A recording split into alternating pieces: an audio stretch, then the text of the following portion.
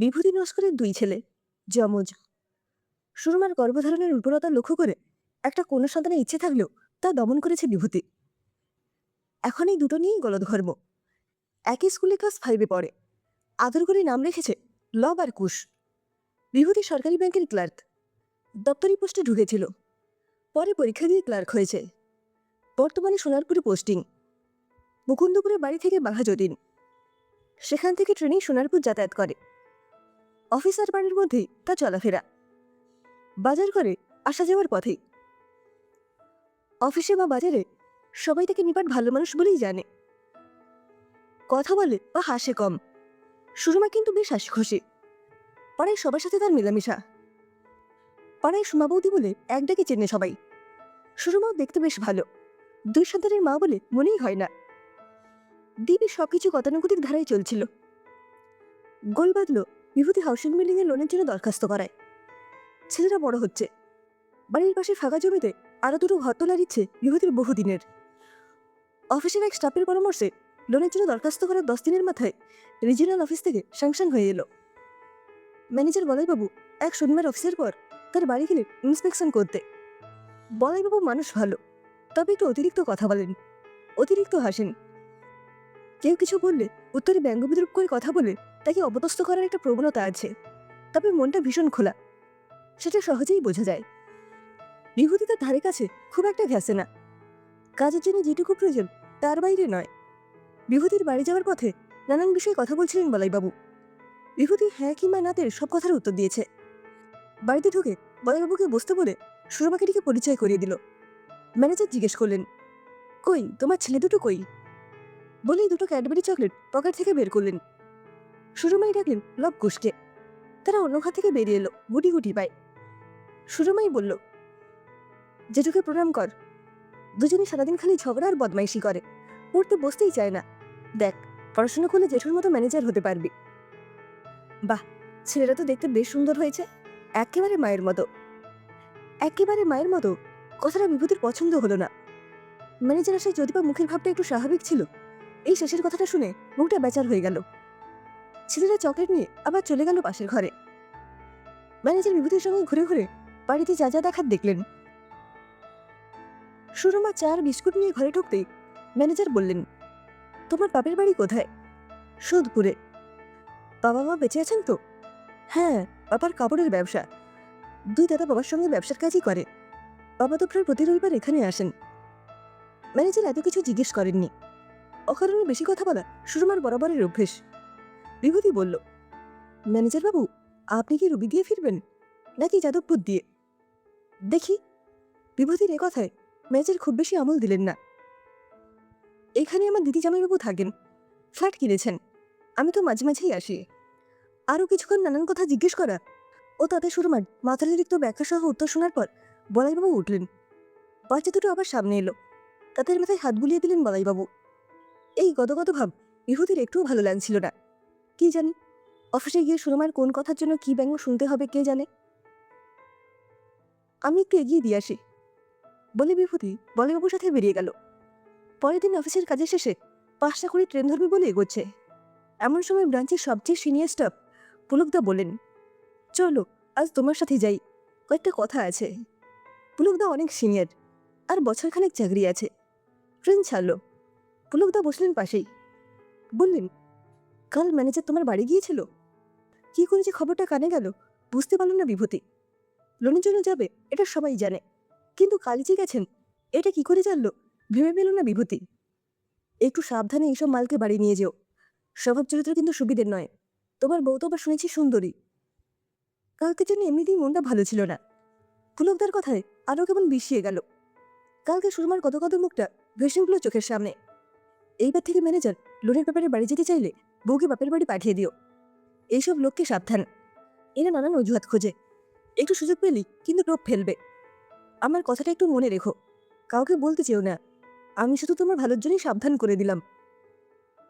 বিভূতি কোনো কথার উত্তর দিল না। এর উত্তরে কি বলবে তাই তার জানা নেই। আসলে এইসব তার ভাবনার মধ্যেই নেই। সুরমার সারল্যযুক্ত বেশি কথার প্রবণতা থেকে কি কথা বেরিয়ে আসবে, তাতে অফিসে অপদস্থ হতে হবে, এর বাইরে আর কিছু তার মনেই আসেনি। মুখটা যতদূর সম্ভব স্বাভাবিক করে আচ্ছা মনে থাকবে বলে বাঘাযতীন স্টেশনে নেমে গেল বিভূতি। ভেবেছিল বাজার করবে, কিন্তু আজ আর ভালো লাগছে না। এই বছর লোনটা নেওয়া কি ভুল হলো? শ্বশুরমশাই ঘতলার জন্য টাকা দিতে চেয়েছিলেন। বিভূতি তাতে ঘোর আপত্তি। এইসব কথা ভাবতে ভাবতে বাড়িতে ঢুকতেই সুরমা জিজ্ঞেস করলো, কি বললেন ম্যানেজার বাবু? লোনটা কবে পাবে? উনি তো দেখেন ভীষণই ভালো মানুষ। হয়ে যাবে, আগে মিস্ত্রিদের সাথে কথা বলে এস্টিমেট নিতে হবে। লোনের কথা নিয়ে তোমায় বেশি ভাবতে হবে না। আর ম্যানেজার এলে একটু কম কথা বলো। কেন, ম্যানেজার বাবু কিছু বলেছেন নাকি? আমি কি এমন বললাম? না, কিছু বলনি। লোনের ব্যাপার, কোন কথায় কি হয়, শেষে হয়তো লোনটাই আটকে গেল। যাও, এখন একটু চা দাও বলে বাথরুমে হাত মুখ ধুতে চলে গেল বিভূতি। মিস্ত্রির খোঁজে রবিবার বিভূতি গিয়েছিল গড়ফায়। ফোন নম্বরটা হারিয়ে ফেলেছে। মিস্ত্রির দেখা পেয়েছে, বুধবার আসবে বলেছে। ফিরে এসে শোনে বলাইবাবু এসেছিলেন, দিদির বাড়ি এসেছিলেন, যাওয়ার সময় দেখা করে গেলেন। কয়েকটা কিসব কাগজ নিয়ে যেতে বলে গেছেন। কাগজে লেখা আছে। কাগজটা হাতে নিয়ে চোখ বুলিয়ে রেখে দিল বিভূতি। ছেলেদের জন্য একটা গল্পের বই দিয়ে গেছেন। ছেলেরা তো কেউ বাড়িতে ছিল না, খেলতে গিয়েছিল। ওদের সাথে দেখা হলো না বলে আফসোস করলেন। কতক্ষণ ছিল? তা প্রায় ঘন্টা খানেক। তোমার জন্য অপেক্ষা করছিলেন। তোমায় ফোন করতে চাইলাম, মানা করলেন। বললেন থাক, বিভূতিকে ডিস্টার্ব করো না, ওকে কাজটা করে আসতে দাও। পরের দিন অফিসে একটু আগেই গেল বিভূতি কাগজপত্র নিয়ে। দেখল ব্রাঞ্চ ফাঁকা, একা পুলকটা বসে আছে খবরের কাগজ নিয়ে। বিভূতির সামনে দিয়ে যেতেই নিচু গলায় বলে উঠল, কি গো ভায়া, ম্যানেজার তো ঘন ঘন তোমার বাড়ি যাতায়াত শুরু করলো, খুব সাবধান। বিভূতি যেন অজুহাতে সুরে উত্তর দিল, না মানে আজ কয়েকটা কাগজ আনতে হতো। তুমি দলিলটা মর্গেজ হবে তো, তাই বলতে গিয়েছিলেন। আর তাছাড়া ওখানে তো ম্যানেজারের দিদির বাড়ি। বলি মাথা নিচু করে নিজের চেয়ারে গিয়ে বসলো বিভূতি। পুলকদা কোথা থেকে এইসব খবর পাচ্ছে সেটাই বুঝে উঠতে পারছিল না। দুপুরে টিফিন আওয়ার্সে সব স্টাফ মধুসূদন টেবিলের পাশে এসে জিজ্ঞেস করলো, বিভূতিদা, কাল নাকি ম্যানেজার আপনার বাড়ি গিয়েছিল? বিভূতি বিরক্ত হয়ে উত্তর দিল, হ্যাঁ গেছিল, তাতে কি হয়েছে? না এমনি, পুলকদা বলল তাই বললাম বলে মৃদু হেসে চলে গেল। কি আরম্ভ করেছে এরা সবাই, রাগ হচ্ছে, কিন্তু রাগটা যে কার উপর করবে ঠিক বুঝে উঠতে পারছি না বিভূতি। সারাদিন আর কারোর সঙ্গে একটা কথাও বলেনি। এই সপ্তাহে মিস্ত্রি এসে এস্টিমেট দিয়ে গেছে। রবিবার কাজ শুরু হওয়ার কথা। শনিবার ইটবালি সিমেন্ট মিস্ত্রির কথা মতো আনিয়ে রেখেছে। যথারীতি রবিবার মিস্ত্রিরা এসে খোঁড়াখুড়ি করছে। এমন সময় হঠাৎ বলাইবাবু এসে হাজির। আজ দিদির বাড়ি একটু সকালের দিকেই এলাম, ভাবলাম তোমার কাজটাও দেখে আসি। মিস্ত্রিগুলো আজকাল ভুলভাল বুঝিয়ে দেয়, পরে আর ঠিক করার উপায় থাকে না। তুমি যে শান্তশিষ্ট মানুষ, মিস্ত্রিদের কিছু বলতেও পারবে না। এগিয়ে গেলেন কাজ দেখতে। বিভূতি ঘরে গিয়ে সুরমাকে বলে এলো, তুমি রান্না করো, তোমার বলাইবাবুর সামনে যাবার আর দরকার নেই। বেশ কিছুক্ষণ মিস্ত্রিদের সাথে কথা বলেন সিমেন্ট বালির ভাগ নিয়ে, ভিতের গভীরতা ইত্যাদি নানান বিষয় নিয়ে। তারপর ফিরে এসে ডাক দিলেন, ও বৌমা, আজ আর চাটা কিছু করো না, আমি এক্ষুনি দিদির বাড়ি ঘুরে বাড়ি ফিরব। বিভূতিই বলল, ও একটু ঠাকুর ঘরে ব্যস্ত আছে। বিভূতিকে মিস্ত্রিদের ব্যাপারে অনেক কিছু বুঝে বলাইবাবু চলে গেলেন। সুরমা ভেতর থেকে বেরোলো না, কোনো সাড়াও দিল না। পরের দিন কাজের মাঝেই পুলকবাবু পাশে এসে দাঁড়ালেন। বললেন, কি হে বিভূতি, মাছ তো মনে হয় টোপ গিলে ফেলেছে, শুধু ছিপ ধরে টানার অপেক্ষা। আমার কথা তো শুনলে না, দেখো যা ভালো বোঝো। বিভূতি আজ আর মাথা ঠিক রাখতে পারল না, রাগে হাত পা থরথর করে কেঁপে উঠল। সোজা ম্যানেজারের চেম্বারে কাজ ঠেলে ঢুকে গিয়ে সোজাসুজি বলল, ম্যানেজার বাবু, আপনি আর কখনো আমার বাড়ি যাবেন না। আপনার যাওয়া নিয়ে অফিসে নানান জনই নানান কথা বলছে, আমার এসব আর ভালো লাগছে না। বলাইবাবু কিছুক্ষণ বিভূতির দিকে তাকিয়ে চুপ করে রইলেন। তারপর শান্ত স্বরে বললেন, এসো, এখানে বসো। বিভূতি চুপ করে দাঁড়িয়ে রইল। রাগে দুঃখে অপমানে তার চোখে জল এসে গেল। বলাইবাবু খানিকটা গম্ভীর গলায় কিছুটা হুকুমের সুরে বললেন, বসো।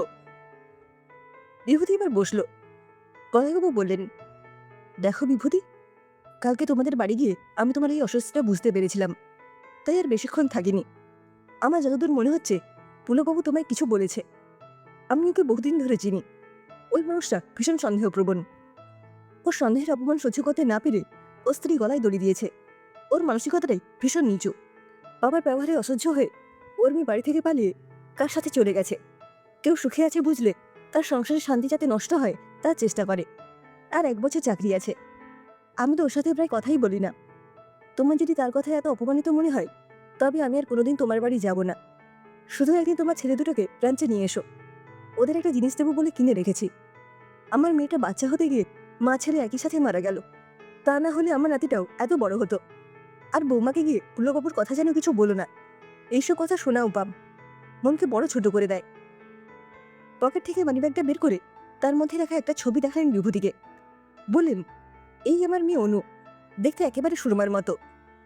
বিভূতি দেখল ম্যানেজারের চোখ থেকে কয়েক ফোঁটা জল গড়িয়ে পড়ল তার গাল বেয়ে।